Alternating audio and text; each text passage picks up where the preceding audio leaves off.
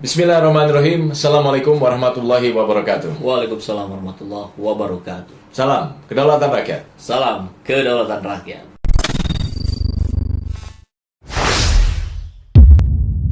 PSI DKI menyebut sikap Giring dan kawan-kawan jadi beban Oh, dan memberatkan.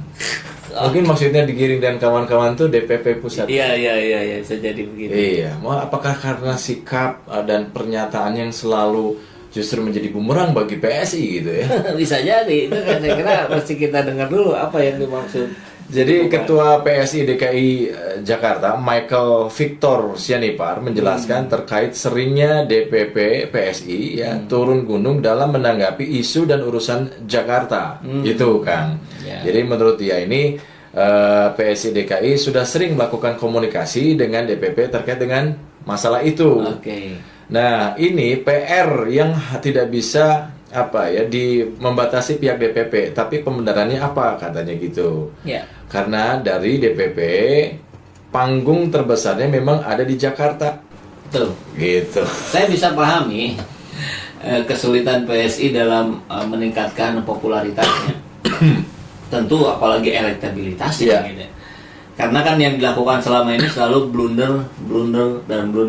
Nah, untuk Ketua DPW PSI Jakarta, Michael Sianipar, ini saya kira beberapa kali kita lihat juga orang ini mengapresiasi Anies Baswedan, bahkan dari pembuatan proyek JIS sampai ke Formula E, bahkan dia hadir kan. Yeah. Dia tegas bahwa kami oposisi, tapi kami oposisi dengan cara yang sebaik-baiknya oposisi gitu ya. Dan fokus pada substansi gitu, bukan pada gimmick-gimmick gitu, seperti yang Giring lakukan. Nah, saya kira Michael ini nampak jauh lebih pintar dibandingkan Giring, jauh lebih dewasa dibandingkan Giring. Kalau bicara Giring, tanpa prestasi, tentu prestasi di bidang politik dong. Yeah. Ya, kita nggak usah bahas dia sebagai penyanyi. Miskin prestasi, full gimmick gitu kan. Dan itu kan harusnya PSI pusat itu melakukan evaluasi bagaimana langkah-langkah yang dilakukan oleh Giring plus Grace Natali itu selalu membuat blunder di masyarakat dan selalu membuat masyarakat semakin antipati terhadap PSI. Nah, saya kira itulah yang menjadi beban beratnya si Michael itu gitu. Bagaimana dia harus membangun kepercayaan di Jakarta itu runtuh lagi gara-gara atasannya gitu. Sekarang kita kan juga bilang nih, gimana nih kalau saya mau ngatur atasan kan nggak mungkin gitu. Ya itulah saya kira resiko keberadaan sebuah partai yang memang tidak didirikan dengan struktur yang rapi, yang benar di bawah gitu, bottom up gitu. Ini kan kalau kita lihat sejarahnya ujuk-ujuk aja PSI ini seperti yang top down gitu. Sehingga ketika mereka ada di bawah ini kesulitan. Bahkan ada teman saya juga Kang yang jadi salah satu ketua DPP pusat, itu dulu tuh namanya bagian apa, propaganda gitu apa ya.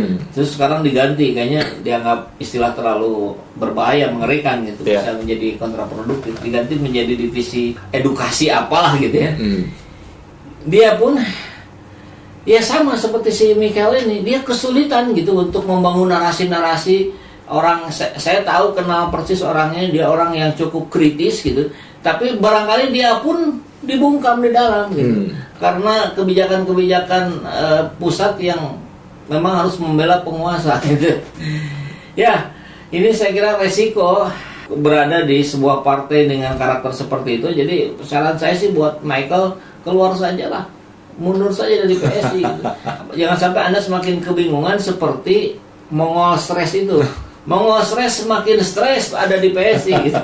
Dia nggak tahu harus ngapain. Saya di PSI nggak tahu saya mau ngapain ini.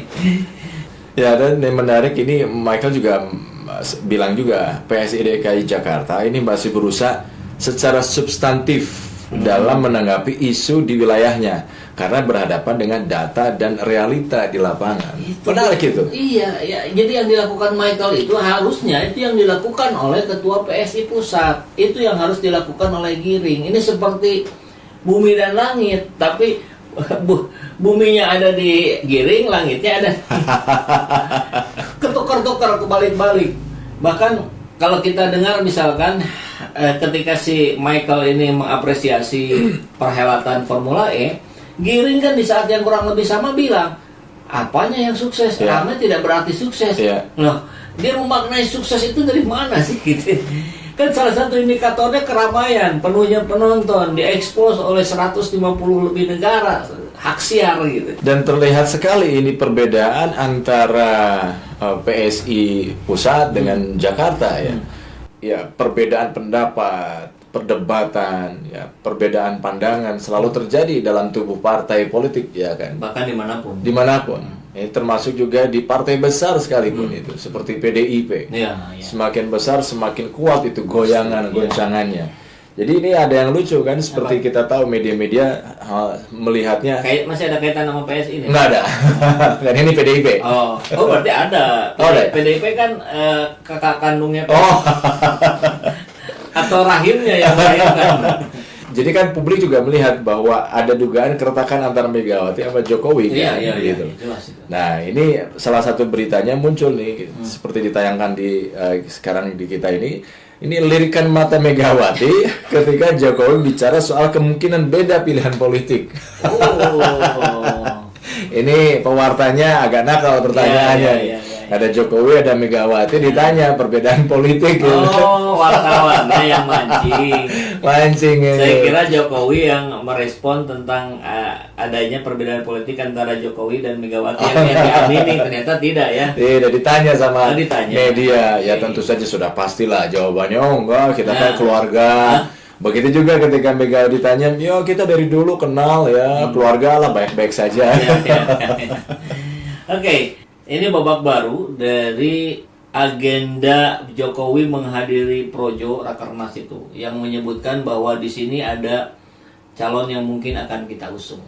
Nah, ini ada pergeseran lagi. Jadi nampaknya Jokowi kalau dianggap sebagai anak oleh Megawati, maka sudah dipanggil dengan sangat keras, dengan sangat tegas oleh Megawati, dan kemudian diceramahi tentang jejak Pak Jokowi dari Solo sampai menjadi presiden. Ya. Tentu kita bisa katakan, terlepas dari adanya tim-tim khusus, tim-tim kecil yang beroperasi, partai politik PDIP lah yang membesarkan Jokowi gitu.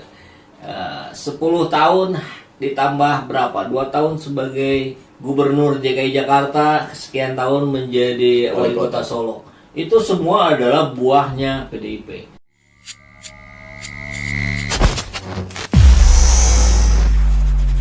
Adillah pada kami tak bodoh. Meski memang kami tak pandai, tapi kami berjanji akan tetap